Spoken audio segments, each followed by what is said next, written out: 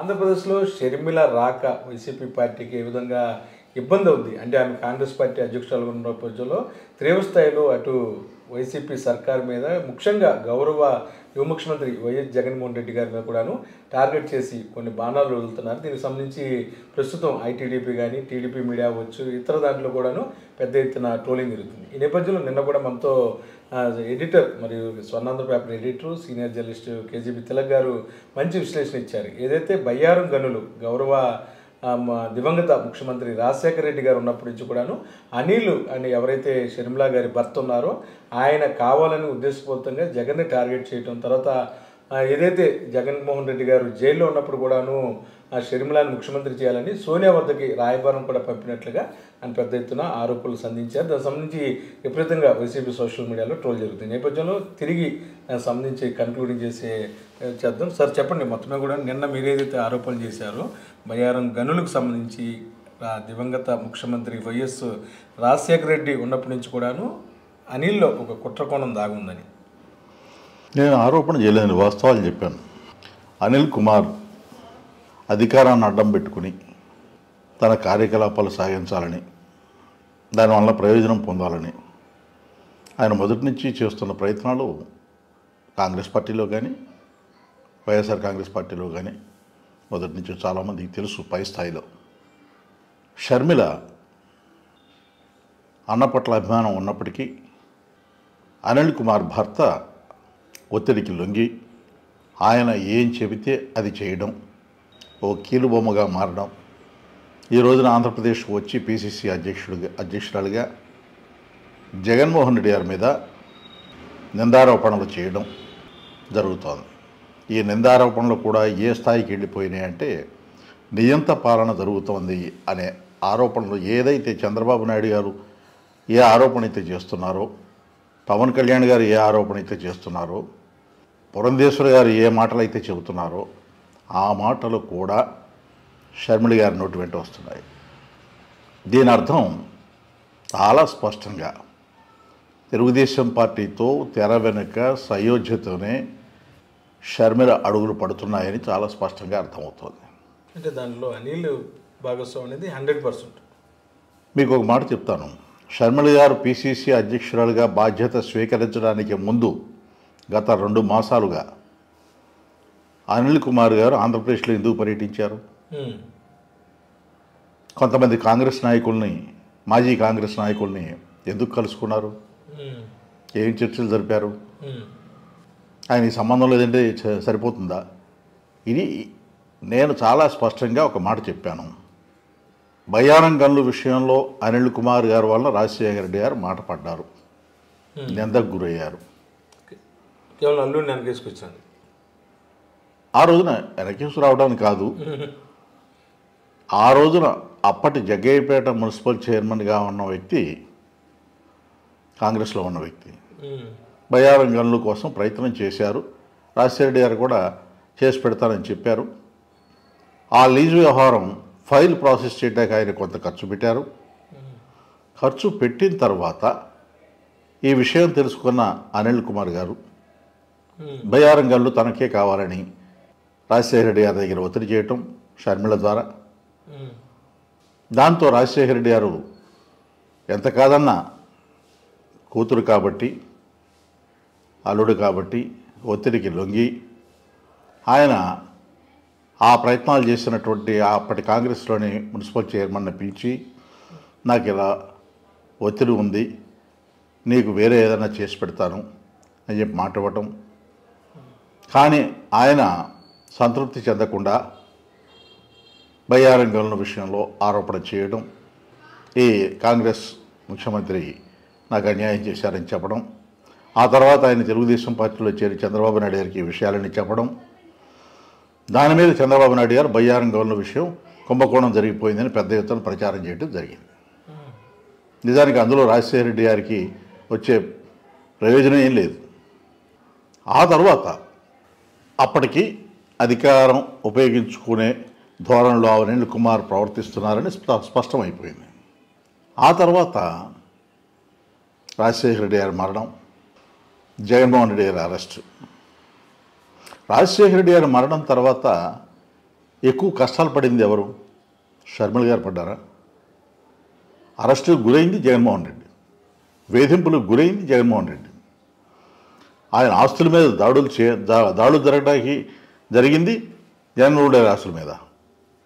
ID ఎంక్వైరీలు, court నోటీసులు, CBI దర్యాప్తు, 16 నెలలు రిమాండ్ ఉండటం, ఇవన్నీ జరిగింది జగన్మోహన్ రెడ్డి గారి మీదే.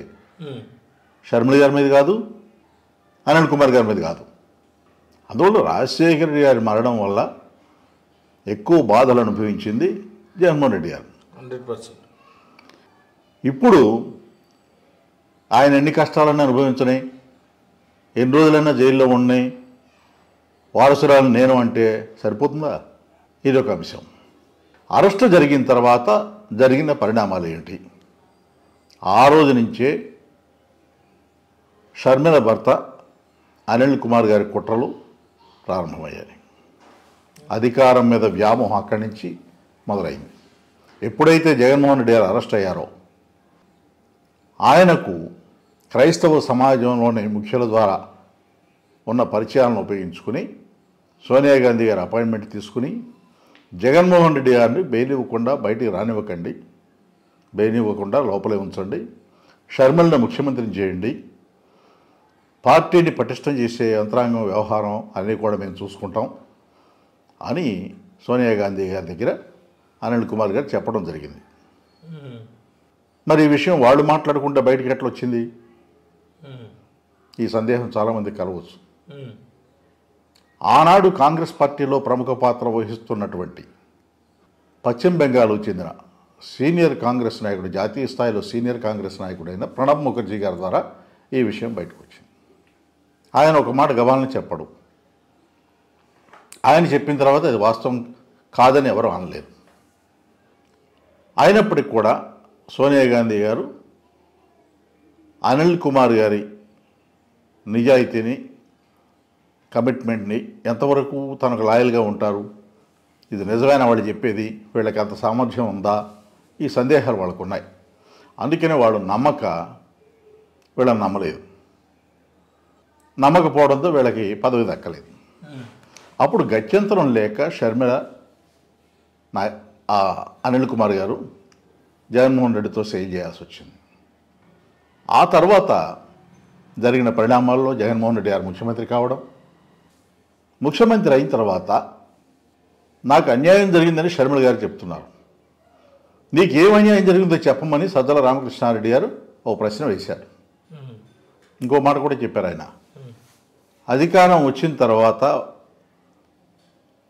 ఒకే కుటుంబంలో పదవి ఇద్దరు ముగ్గురికి పదవులు ఇవ్వాలంటే అధికారం వచ్చింది కుటుంబంలో పదవులు పంచుకోటాక అనే విమర్శ వస్తుంది అనే మాట ప్రస్తావించారు. నిజమే, అది ఆయన చెప్పిన మాట అక్షర సత్యం. కారణం ఏంటంటే తెలంగాణలో కేసీఆర్ గారి మీద వచ్చిన ఆరోపణ అదే కదా, కుటుంబ సభ్యులందరికీ పదవులు ఇచ్చి అది కుటుంబ పార్టీగా తయారు చేశారు, ప్రభుత్వానికి కూడా కుటుంబానికి రాసిచ్చారనే కదా. ఆ ఆరోపణ రాకుండా జగన్మోహన్ రెడ్డి గారు జాగ్రత్త పడ్డారు. అప్పుడు తెలంగాణలో పార్టీ పెడతానంటే ఇబ్బందులు వస్తాయి, పార్టీ అనేది నిర్వహించడం కష్టం అని చెప్పినా కానీ వినకపోవడం వల్ల మీరు తెలంగాణలో పార్టీ పెడితే పెట్టుకోండి, నాకు సంబంధం లేదని చెప్పడం, అయినా కానీ వాళ్ళు పార్టీ పెట్టడం. ఆ పార్టీ పెట్టిన తర్వాత సజ్జల రామకృష్ణారెడ్డి గారు ప్రెస్ మీట్ పెట్టి షర్మిల గారు పార్టీ పెట్టుకోవడం ఆవిడ ఇష్టం, ఆవిడకి స్వేచ్ఛ ఉంది, కానీ పార్టీ పెట్టడం వలన వచ్చే కష్ట నష్టాలకు ఆమె బాధ్యత వహించాల్సి ఉంటుంది అని కూడా చెప్పారు. తెలంగాణలో ఫెయిల్ అయ్యారు.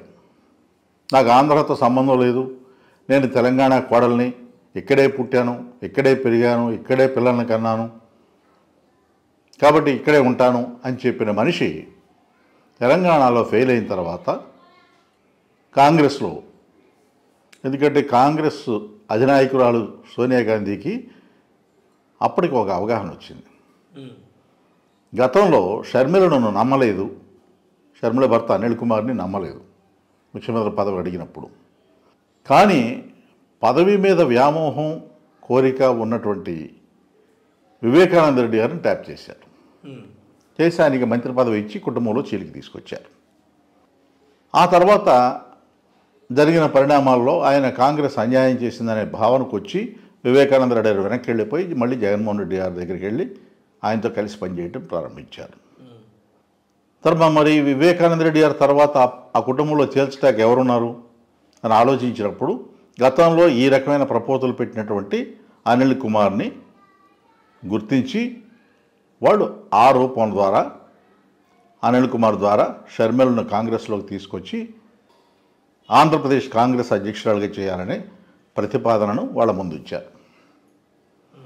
మొదట షర్మిల నేను ఆంధ్రప్రదేశ్లో మా అన్నకు వ్యతిరేకంగా పనిచేయను అని చెప్పినట్టుగా కొన్ని లీకులు వచ్చినాయి.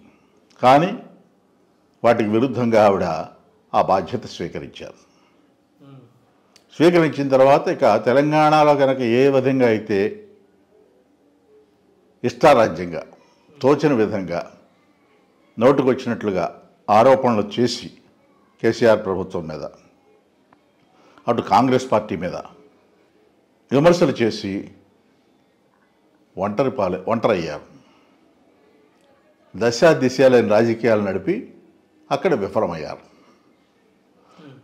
అందువల్ల అక్కడ కాంగ్రెస్ వాళ్ళు ఏం చెప్పారు, ఆంధ్రప్రదేశ్కి వెళ్ళి కారణం రేవంత్ రెడ్డిని తీవ్రంగా విమర్శించారు ఆవిడ.